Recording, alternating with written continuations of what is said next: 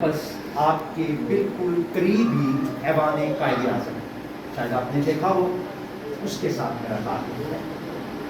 نظریہ پاکستان ٹرسٹ اس مقصد کے لیے جد و جہد کر رہا ہے، اس بات کے لیے سرگرم عمل ہے کہ طلباء و طالبات کو پاکستان کی تاریخ کے بارے میں معلومات فراہم کی جائے۔ ہم نئی نسل کو یہ آگہی دینا چاہتے ہیں، یہ فہم اور علم مہیا کرنا چاہتے ہیں کہ ہم نے پاکستان کیسے بنایا۔ کیا یہ وطن ہمیں کسی نے تحفے میں دیا یا اس کے لیے ہم نے جد و جہد کی ہے اور قربانیاں دے کر اسے حاصل کیا۔ آج افسوس کی بات ہے کہ بچے پاکستان کے بارے میں بہت کم معلومات رکھتے ہیں۔ یہ بچوں افسوس کی بات ہے۔ ہمیں اپنی تاریخ کو یاد رکھنا ہے اور ماضی کی روشنی میں ہمیں اپنے حال اور مستقبل کو بہتر بنانے کی کوشش اور صحیح کرنا ہے۔ یہ وہ راستہ ہے جس پہ چل کر ہم پاکستان کو ایک عظیم ملک بنانے میں کامیابی حاصل کر سکتے ہیں۔ اسی حوالے سے نظریہ پاکستان ٹرسٹ تمام تعلیمی اداروں میں اپنے پروگرام منعقد کرتا ہے اور ہم بچوں کو اپنی تاریخ کے بارے میں آگہی فراہم کرتے ہیں۔ اسی حوالے سے آج آپ کے اسکول میں بھی حاضر ہوا ہوں، چند باتیں پاکستان کے بارے میں آپ کو گوشت گزار کروں گا۔ مجھے امید ہے کہ آپ کا یہ وقت ضائع نہیں جائے گا۔ عزیز طلباء و طالبات، اللہ کا بہت شکر ہے کہ اس نے ہمیں بہت سی نعمتیں دے رکھی ہیں۔ اگر کبھی ہم اللہ تعالیٰ کی دی ہوئی نعمتوں کو ان کی گنتی کرنا چاہیں، ان کو شمار کرنا چاہیں، تو کیا ایسا کر سکتے ہیں؟ نہیں، ہمارے پاس اتنی کثیر تعداد میں اللہ تعالیٰ کی نعمتیں موجود ہیں کہ ہم ان کو گننے کی طاقت بھی نہیں رکھتے۔ وہ کاؤنٹنگ میں نہیں آ سکتی، شمار ان کا نہیں کیا جا سکتا۔ یہ پوری دنیا کا نظام اللہ تعالیٰ نے انسانوں کے لیے پیدا کیا ہے۔ یہ سورج، چاند، ستارے، ہوا، پانی، روشنی، یہ پھل سبزیاں جو آپ استعمال میں لاتے ہیں، یہ اللہ تعالیٰ نے کس کے لیے پیدا کی؟ انسانوں کے لیے، آپ کے لیے پیدا کیا۔ اور انسان کو کس لیے پیدا کیا؟ اپنا شکر گزار بندہ بنا۔ صرف عبادت کے لیے اللہ تعالیٰ نے پیدا نہیں کیا، یاد رکھیے گا۔ عبادت کے لیے تو فرشتے بہت تھے اور 24 گھنٹے وہ اللہ تعالیٰ کی عبادت کرتے تھے۔ اللہ تعالیٰ نے انسانوں کو اپنی فرما برداری کے لیے پیدا کیا۔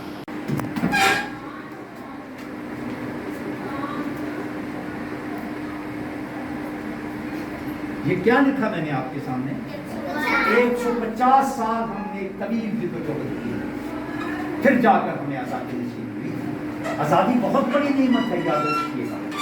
ہمارے دانشور کہتے ہیں کہ دنیا میں جو عظیم نعمتیں پائی جاتی ہیں، آزادی کا بھی انہیں نعمتوں میں شمار ہوتا ہے۔ اور اس وطن کو حاصل کرنے کے لیے ہم نے قربانیاں کتنی دی ہیں پتہ ہے آپ کو؟ 10 لاکھ مسلمانوں کی جانیں قربان کی ہیں۔ 10 لاکھ، آپ نے 10 لاکھ ہجوم نہیں دیکھا ہوگا ساری دنیا میں۔ 10 لاکھ مسلمانوں نے اپنی جانیں قربان کر کے اپنا خون اس وطن کی بنیادوں میں شامل کیا۔ پھر جا کر کہیں 14 اگست 1947 کا دن آیا تھا اور ہم آزادی کی فضاؤں میں سانس لینے کے قابل ہو سکے۔ بہت بڑی قیمت ہے، بہت نرالا۔ اور ہمیں وطن کس نے بنا کر دیا؟ قائد اعظم محمد علی نے ہماری آزادی کے حصول کے لیے بہت محنت کے ساتھ کام کیا۔ قائد اعظم کی ایک چھوٹی بہن تھی، آپ نے شاید ان کا نام سنا ہوگا۔ کیا نام ان کا؟ محترمہ فاطمہ جناح۔ قائد اعظم کی بہنیں کتنی تھیں؟ ایک بہن تو نہیں تھی، 2 بھی نہیں تھی، 3 بھی نہیں تھی، 4 بہنیں تھیں قائد اعظم۔ کتنی بہنیں تھیں؟ 4۔ کسی بہن کا نام آتا ہے آپ؟ فاطمہ جناح کے علاوہ؟ نہیں، فاطمہ جناح کے علاوہ کسی کا نام نہیں پتا۔ چلیے میں آپ کے سامنے قائد اعظم کی بہنوں کے نام لکھ دیتا ہوں تاکہ آپ کو یاد۔ قائد اعظم پوری قوم کے باپ ہیں نا، بابائے قوم کے نام سے پکارے جاتے ہیں۔ بابائے قوم کا مطلب کیا ہے؟ قوم کا باپ۔ تو باپ کے بارے میں معلومات نہیں ہونی چاہیے نا۔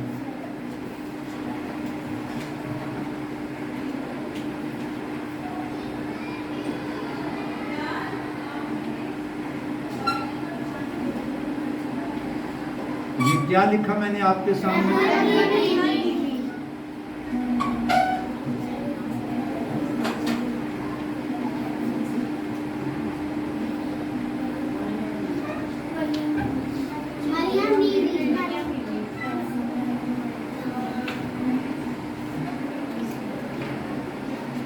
یہ کیا لکھا ہے؟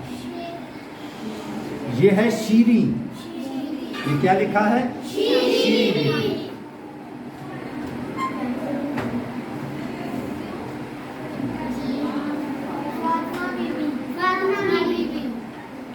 ان کو فاطمہ جنا بھی کہتے ہیں. پتہ ہے آپ کو قائد اعظم سے کتنے سال چھوٹی تھی؟ پتہ ہے کسی بچے کو؟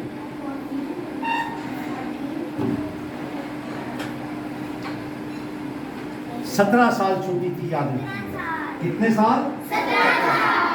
فاطمہ جنا نے قائد اعظم کی زندگی پر ایک چھوٹی سی کتاب لکھی ہے. ایک کتاب کی مصنفہ بھی ہیں، بہت کم بچوں کو پتا ہے. فاطمہ جنا کتاب کا نام وہ بھی آپ کے سامنے تحریر کرتا ہوں. اس کتاب کا نام کیا ہے؟ میرا بھائی. یہ کس نے لکھی ہے؟ فاطمہ جنا نے، قائد اعظم کے بارے میں. اس کی چھوٹی سی کتاب ہے. اس کتاب میں قائد اعظم کے بارے میں انہوں نے حالات لکھے ہیں. اس کتاب میں فاطمہ جنا لکھتی ہیں کہ میرا بھائی روزانہ 21 گھنٹے کام کیا کرتا تھا. آپ ذرا سوچیے گا، دن رات میں کتنے گھنٹے ہوتے ہیں؟ 24 گھنٹے ہوتے ہیں. اور اس میں اگر 21 گھنٹے کام کیا جائے تو باقی آرام کے لیے کتنے گھنٹے بچتے ہیں؟ فاطمہ جنا اس کتاب میں لکھتی ہیں کہ میرا بھائی ساری رات بیدار رہتا تھا. صحت کا مالک تھا، لیکن ملت کے غم میں گھلتے ہوئے یہ ایک ایسی بیماری میں چلا گیا جس کا اس دور میں علاج ہی موجود نہیں. پاکستان قائد اعظم نے بنا کر ہمارے سپرد کیا اور خود اس دنیا سے رخصت ہو گئے. اور ہماری ذمہ داری لگا کر دی کہ آپ نے پاکستان کو ایک پرامن ملک بنانا. اس ملک میں کسی کے ساتھ ناانصافی نہ ہو سکے، کسی پر ظلم نہ کیا جا سکے، کسی کا حق غصب نہ کر سکے اور کسی کا خون بھی نہ بہایا جا سکے. کیا ویسا پاکستان ہم نے بنایا؟ کتنا عرصہ گزر گیا پاکستان کو بننے میں؟ پتہ ہے آپ کو کتنے سال گزر گئے؟ پاکستان بنے ہوئے 74 برس گزر چکے. کتنے برس گزر گئے؟ 74 برسوں میں ہم پاکستان کو قائد اعظم کا پاکستان نہیں بنا سکتے. کتنے افسوس کی بات ہے. نہ اس میں امن قائم ہوا، نہ اس میں خوشحال. آج ہمارا ہر گھر پریشان ہے. کوئی شخص آپ کو مطمئن نظر نہیں آئے. ایسا کیوں ہے؟ ایسا اس لیے ہے کہ نہ آپ نے اپنے حصے کا کام کیا، نہ میں نے اپنی ذمہ داری کا. دونوں قصوروار ہیں.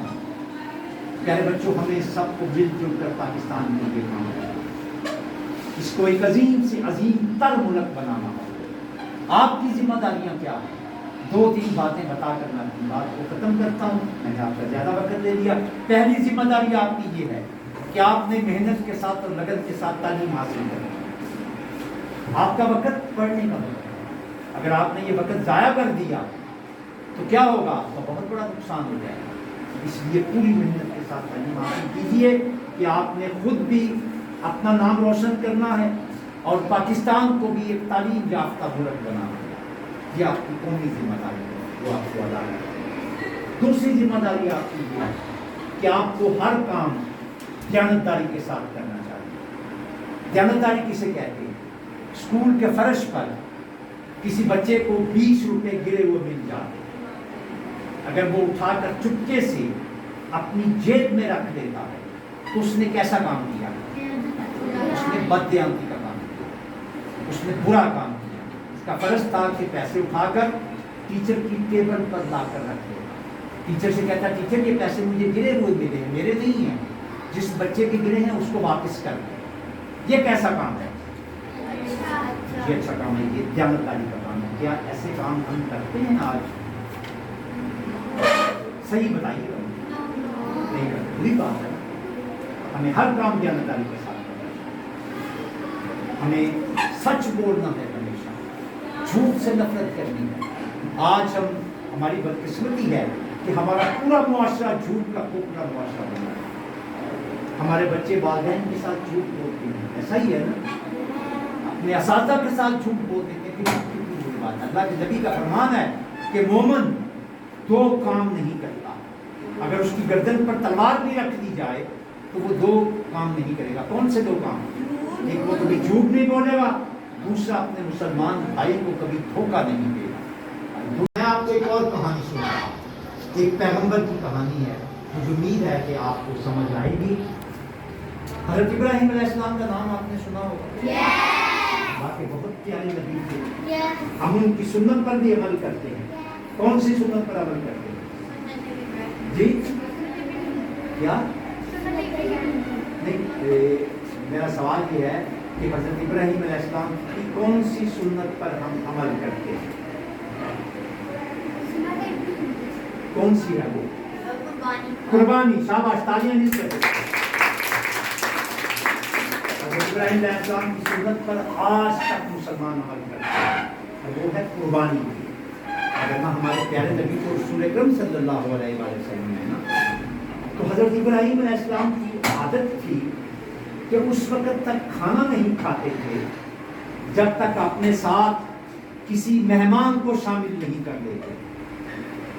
اچھی عادت ہے نا, مہمان کے بغیر وہ کھانا نہیں کھاتے. ایک دن کی بات ہے کہ حضرت ابراہیم علیہ السلام کے سامنے گھر والوں نے دسترخوان بچھایا, کھانا رکھا. حضرت ابراہیم علیہ السلام ہاتھ دھو کر دسترخوان پر بیٹھے, لیکن اس دن آپ کے دسترخوان پر کوئی مہمان موجود نہیں تھا. حضرت ابراہیم علیہ السلام نے ایک لقمہ بھی نہیں لیا.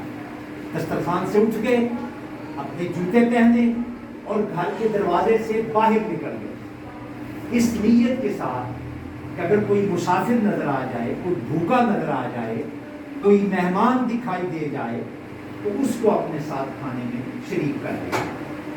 باہر جب گئے تو انہوں نے ایک بوڑھے سے آدمی کو دیکھا جو اس بستی کا رہنے والا نہیں تھا, جو دور سے پیدل چل کر آیا تھا, اور اس کے بالوں میں بھی مٹی پڑی ہوئی تھی, پراگندہ بال تھے اس کے. حضرت ابراہیم علیہ السلام نے اس بوڑھے سے پوچھا کہ بابا جی کھانا کھاؤ گے؟ جب اس بوڑھے نے کھانے کا نام سنا تو اس کی آنکھوں میں ایک چمک آ گئی. کہنے لگا بہت بھوک لگی ہے, ضرور کھانا کھاؤں. حضرت ابراہیم علیہ السلام خوش ہو گئے, اس بوڑھے آدمی کو اپنے گھر کے اندر لے کر آئے, اس کے ہاتھ دھلائے, اسے دسترخوان پر بٹھایا اور اسے کہا کہ بابا جی بسم اللہ کیجئے گا. اس کا کیا مطلب تھا کہ کھانا شروع کیجیے. اب وہ بوڑھا آدمی مسلمان نہیں تھا, وہ بسم اللہ نہیں پڑھتا تھا, وہ آگ کی پوجا کرتا تھا. اس نے حضرت ابراہیم علیہ السلام سے کہا کہ میں تو بسم اللہ نہیں پڑھتا ہوں, میں تو اپنے طریقے سے کھانا کھاؤں گا. حضرت ابراہیم علیہ السلام کو جب پتا چلا کہ آج میرا مہمان بسم اللہ نہیں پڑھنا چاہتا, تو حضرت ابراہیم علیہ السلام کو غصہ آ گیا. اللہ کے دوست تھے نا, خلیل اللہ انہیں کہا جاتا ہے, اور خلیل کا مطلب کیا ہوتا ہے؟ اللہ کا دوست. بہت زیادہ پیار کرتے تھے اللہ سے. حضرت ابراہیم علیہ السلام غصے میں آئے اور بوڑھے آدمی سے کہنے لگے کہ اگر تم کھانے کے شروع میں میرے اللہ کا نام نہیں لینا چاہتے تو یہاں سے تمہیں ایک لقمہ بھی نہیں ملے گا, اٹھو میرے گھر سے باہر نکل جاؤ. بوڑھا آدمی تو بیچارہ مسافر تھا, وہ زبردستی تو کھانا نہیں کھا سکتا تھا نا.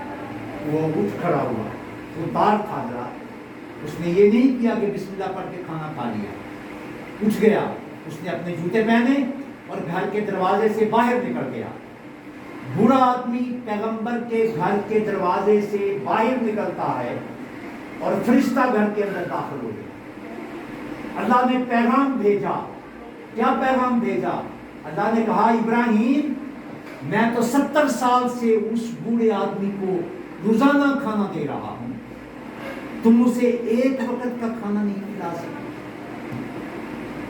اللہ نے کہا جاؤ ابراہیم اس بوڑھے آدمی کو بنا کر لے کر آؤ, اسے کھانا کھلاؤ. اگر اس کو کھانا نہ کھلایا تو میں تم سے ناراض ہو جاؤں. دیکھیے اللہ نے ایک ایسے بوڑھے آدمی کے لیے اپنے پیغمبر سے ناراضگی کا اظہار کر دیا جس نے ساری زندگی کبھی اللہ کا نام نہیں لیا. حضرت ابراہیم علیہ السلام نے جوتے بھی نہیں پہنے, ننگے پاؤں بھاگتے ہوئے وہ باہر گئے. بوڑھا آدمی کچھ دور چلا گیا تھا گھر سے, اسے آواز دی کہ بابا آؤ میرے دسترخوان سے کھانا کھا لو, میں نے تمہیں کھانا نہیں کھانے دیا, تیرا پیدا کرنے والا خدا مجھ سے ناراض ہو گیا. اللہ تو اتنا رحم کرتا ہے, اتنی شفقت کرتا ہے, اتنا کرم کرتا ہے, اس کی تو نافرمانی نہیں کرنا چاہیے. تو عزم کیجیے اپنے دل کے ساتھ کہ آپ کوئی ایسا کام نہیں کریں گے جس سے اللہ ناراض ہو رہا ہو. ہمیشہ اس کی رضامندی کی اور خوشی کے کام آپ نہیں کریں گے. پیارے بچوں, میں کسی سے لڑائی جھگڑا کرنے لگ گیا, کسی کو گالی دینے لگ گیا, تو کیا شکر ادا ہو گیا؟ آئیے میں آپ کو بتاتا ہوں کہ شکر گزار بندہ کیسے بنے گا. جن کاموں کے کرنے سے اللہ خوش ہوتا ہے ہمیں صرف وہی کام کرنا ہے, اور جن کاموں کے کرنے سے اللہ ناراض ہوتا ہے کیا وہ کام ہمیں کرنے چاہیے؟ پہلے بھی آپ کو بتا چکا تھا کہ شکر گزار بندہ بننے کا طریقہ یہ ہے کہ ہم اللہ تعالیٰ کا ہر حکم اس کی فرما برداری کریں, اس کو مان لیں. یہ طریقہ ہے صحیح شکر گزار بننا. اور یہ اپنے دل میں عہد کیجیے کہ جو اللہ آپ کو اتنی نعمتوں سے نوازتا ہے, جو آپ کو رزق دیتا ہے, روزانہ کھانا کون دیتا ہے؟ اگر اللہ تعالیٰ کسی کا کھانا روک لے تو کیا اسے کوئی کھانا کھلا سکتا ہے؟ تو ہمیں اللہ تعالیٰ دیکھیے اللہ بہت رحم کرنے والی ہے. چھوٹی چھوٹی کہانیاں لکھا کرتے ہیں, ان کی کہانی میں آپ کے لیے ایک سبق ہوتا ہے, ایک میسج ہوتا ہے. آپ جب بھی کوئی کہانی پڑھتے ہیں, کسی نظم کا مطالعہ کرتے ہیں, اسٹڈی کرتے ہیں, تو اس سے ایک سبق آپ کو ضرور ملتا ہے. اور جو اچھے بچے ہوتے ہیں وہ اس میسج پر عمل کرنے کی کوشش کرتے ہیں.